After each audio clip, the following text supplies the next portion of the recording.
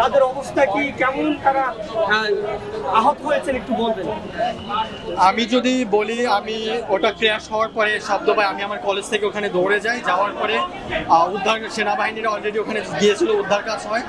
আমি এত কিছু দেখার আসলে সময় ছিল না। অ্যাজ এ নার্স আমার তো একটা দায়িত্ব আছে, যখন আমি 3টা পেশেন্টকে নিয়ে আমি অ্যাম্বুলেন্সে করে নিয়ে বার্নিং ইনস্টিটিউটে চলে আসি। তো তাদের অবস্থা খুবই ক্রিটিক্যাল। ওখানে যারা ছিল সেনাবাহিনীরা ভিতর থেকে উদ্ধার করতেছিল, ভাষায় প্রকাশ করার মতো হয় না। 95% বার্ন হয়ে গেছে, কিছু কিছু হয়তো বা একটু কম, কিন্তু ম্যাক্সিমামই 95% বার্ন।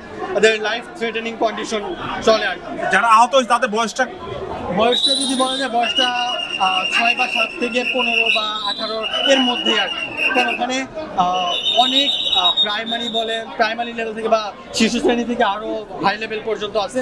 তো বয়সটা 6 থেকে 18 বা এর মধ্যে আছে। যখন ঘটনা ঘটে তখন আপনি কোথায় ছিলেন? যখন ঘটনা ঘটে তখন আমি আমার উত্তরে ওখানেই ছিলাম, গ্রামীণ ক্যালেডোনিয়ান কলেজ অফ নার্সিং এর স্টুডেন্ট। আমি আমার কলেজে ছিলাম।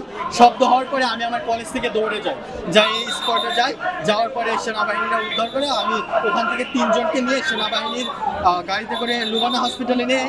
লুবানা হসপিটালে আসলে প্রাথমিক চিকিৎসাটা দেওয়ার পরে পর্যাপ্ত পরিমাণ ছিল না, যার কারণে আমি অ্যাম্বুলেন্সে করে ঢাকা এই যে বার্ন ইনস্টিটিউটে আমি নিয়ে এসেছিলাম। এখানকার কি অবস্থা, এখানে কেমন দেখলেন? এখানে তো এই পরিমাণ আশা আসতেছে যে ইমার্জেন্সি বলেন, ওটি বলেন, বেড বলেন, সব তো একদম ফিল আপ হয়ে গেছে। ম্যানেজমেন্ট করাটা খুবই কষ্টকর হয়ে যাচ্ছে। এর মধ্যে আমার পেশেন্ট পার্টি এসে ধস্তাধস্তি বা তাদের ছেলে মেয়েকে দেখার জন্য যে আকাঙ্ক্ষা, এগুলো তো চলছে, কিন্তু আসলে কিছু করার নাই। চিকিৎসা সেবা তো দিতে হবে, তাদের জীবন তো রক্ষা করতে হবে, এই আর কি। আমার সাউন্ড মিক্স করেছে।